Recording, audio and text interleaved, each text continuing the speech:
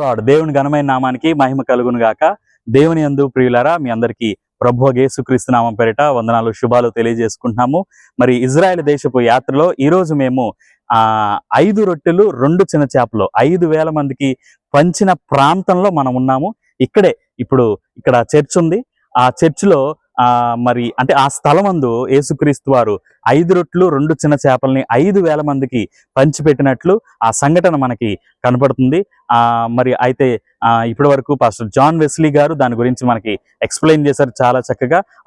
ఆ వీడియో కూడా మీరు ఇప్పుడు చూస్తారు. కాబట్టి ఇలాంటి వీడియోలు మరెన్నో ఇంకా మన ఛానల్లో రాబోతున్నాయి. దాని కొరకు మీరు ఛానల్ని సబ్స్క్రైబ్ చేసుకోండి, అనేకులకి ఈ వీడియోస్ని షేర్ చేయండి. ఇజ్రాయెల్ ప్రాంతంలో నుంచి ఇటువంటి ఎన్నో విశేషాలు మీ ముందుకు రాబోతున్నాయి. కాబట్టి మరి ఇక్కడ ఎన్ని ధన్యతలైతే, ఎన్ని మరి అద్భుత క్రియలైతే జరిగినాయో అవన్నీ కూడా దేవుడు మీ పట్ల కూడా జరిగించాలని హృదయపూర్వకంగా దేవుని సన్నిధిలో ప్రార్థన చేస్తున్నాము. God bless you all. Thank you. దేవునికి స్తోత్రం. మనం ఇప్పుడు గలిలయ సముద్ర తీరాన తబ్గా అనే స్థలంలో ఉన్నాం. యేసు ప్రభు 5 రొట్టెలు 2 చిన్న చేపలు ఎక్కడైతే 5,000 మంది పురుషులు ఆ తర్వాత స్త్రీలకు పంచారో ఆ చోటు. దీని గురించి చరిత్ర సత్యాలు యోహాను సువార్త 6వ అధ్యాయంలో గ్రంథస్థం చేయబడి ఉన్నాయి. సేవకులు గుర్తుపెట్టుకోండి, మత్తయి సువార్తలో అప్పుడు అప్పుడు అప్పుడు అప్పుడు అని సంబోధిస్తాడు మత్తయి. యోహాను అటు తర్వాత 3 దినములైన తర్వాత 6వ దినమున ఇట్లుంటుంది యోహాను సంబోధన. యోహాను సువార్త 6వ అధ్యాయంలో ఉన్న గ్రంథస్థం చేయబడిన చరిత్ర మీకు చెప్తాను. ఫిలిప్పు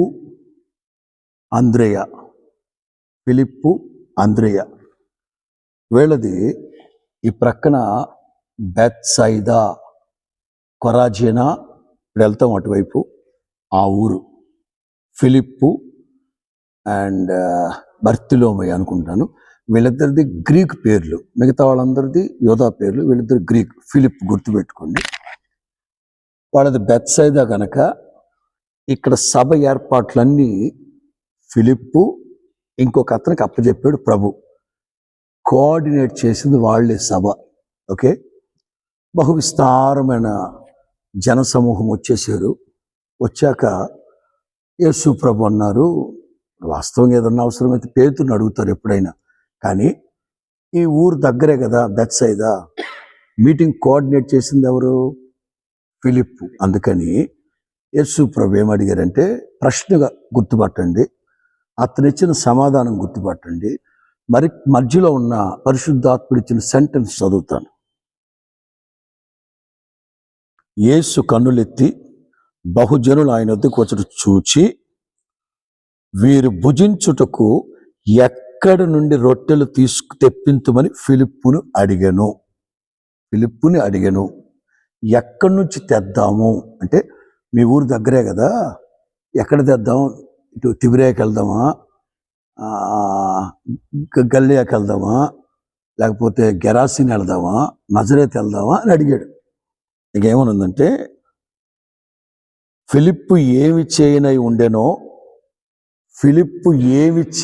ఉండెనో యేసు ఎరిగి అతనిని పరీక్షించుటకు ఈ మాట అడిగాను. ఇందులో పరీక్ష ఏంటి చెప్తాను.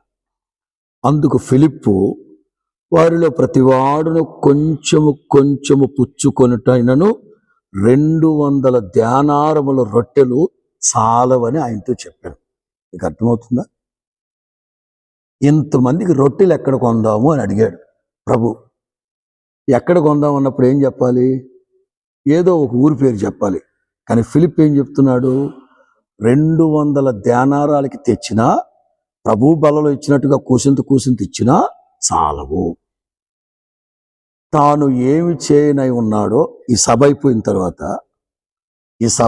తర్వాత ఫిలిప్పు ఏమి చేయనై ఉన్నాడో యేసు ఎరిగి అతన్ని పరీక్షించాడు.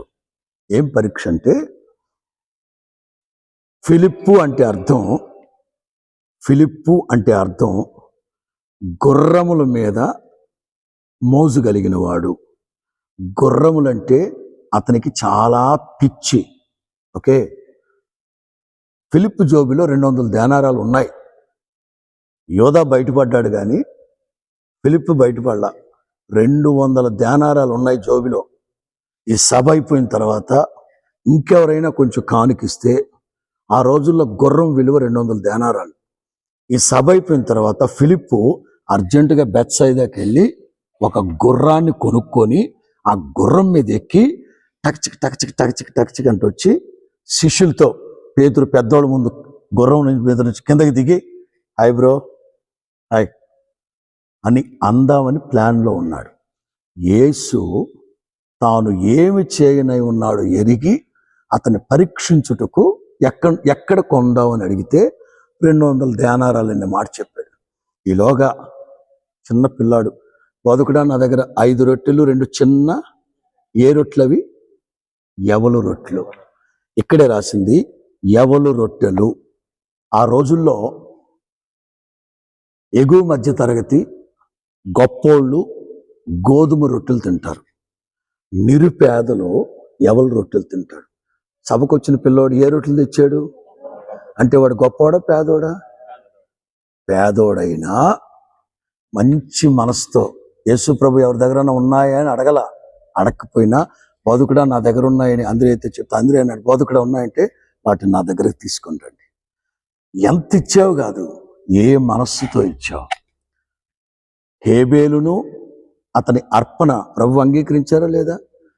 అసలు గమ్మత్తు చెప్పనా, హేబేలు అనేవాడికి కానుకివ్వాలని కూడా తెలీదు. కయ్యూను కానుకిస్తే చూసి బాబోయ్ కానుకివ్వాలేమోనని చెప్పి కానుక తెచ్చాడు. కానీ కయ్యూను ఏదో ఇవ్వాలి కనుక ఇచ్చాడు. బట్ హేబేలు మాత్రం శ్రేష్టమైనవి తీసుకొచ్చి ఇచ్చాడు. అది గొప్పతనం. నీ 200 దేనారాలు ఎవరికి కావాలయా? నీ 200 దేనారాలు ఎవరికి కావాలి? నిన్ను పరీక్షించడానికే నేను అడిగా, ఇస్తాడేమో అని అడిగాడు ప్రభు.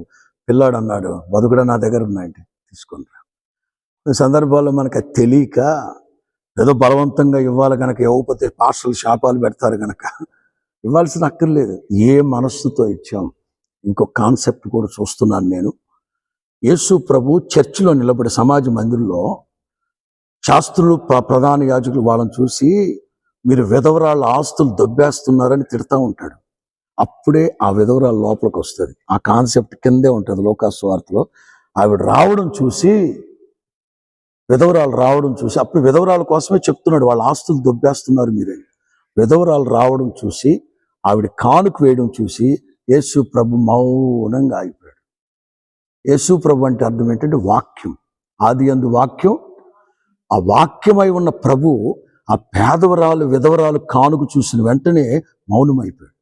అంటే దాని అర్థం ఏంటంటే నీవు ఏ మనస్సుతో ఇస్తున్నావో ఆ మనస్సు ప్రభు చూస్తే ప్రభువు కూడా ఏం మాట్లాడలేడు. ఇక యేసు ప్రభువు హెబ్రీ భాషలో ఉంది, మూడ్ ఆఫ్ అయిపోయాడట. వర్తమానం చెప్తూ ఆవిడ కానుకను చూసి మూడ్ ఆఫ్ అయిపోయాడట. ప్రక్కనున్న వాళ్ళు ఏంటి ఇట్లా అయిపోయాడు మెసేజ్ మధ్యలో అని చెప్పి, ఆ బోధకుడా ఈ దేవాలయం ఎన్ని సంవత్సరాలు కట్టారు తెలుసా? చాలా సంవత్సరాలు కట్టారు బోధకుడా, ఆ హేరోదు కట్టించాడు బోధకుడా అని సబ్జెక్టు డైవర్ట్ చేసి. అంటే కానుకిచ్చేటప్పుడు బలవంతంగా ఇవ్వాల్సిన అక్కర్లే, హృదయపూర్వకంగా కానుకిస్తే వేవేల మంది ఆకలి దప్పులు తీర్చబడతాయి. ఇక్కడే ఆ చిన్న రాయి ఉంది చూడండి, లైట్ వెలుగుతూ ఉందా? అక్కడే యేసు ప్రభు కూర్చొని 5 రొట్టెలు 2 చిన్న చేపలు ప్రార్థన చేసి విరిచి పంచమంటే అనేకుల ఆకలి తీర్చబడింది. యేసు ప్రభు చేసిన గొప్ప అద్భుతం. ఎవరైతే ఇది కాదు, కుదరదు, జరగదు అని అన్నారో వాళ్ళ నెత్తి మీద పెట్టేటట్టుగా 12 గంపలు వారందరూ తిని తృప్తి పొందిన తర్వాత 12 గంపలు మిగిలేట వాళ్ళ నెత్తి మీద పెట్టి ఊరేగించాడు యేసు ప్రభు. నేర్చుకోవాల్సింది ఏంటంటే ఫిలిప్పును గురించి చెప్పాలనుకున్నాను. ఒక సేవకుడు ఇస్కరియోతు యోధా అయితే బయటపడ్డాడు ధనాపేక్ష కలిగిన వాడై.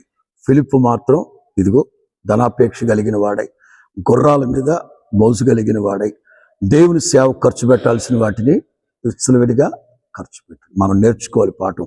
దేవుని కొరకు మనం ఏదైనా చేస్తే, వాడు ఎప్పుడన్నా భిక్షమెత్తారా? లేదు లేదే. నిత్య మహిమలో నా తండ్రి ప్రతిఫలం అనుగ్రహించును గాక. God bless you.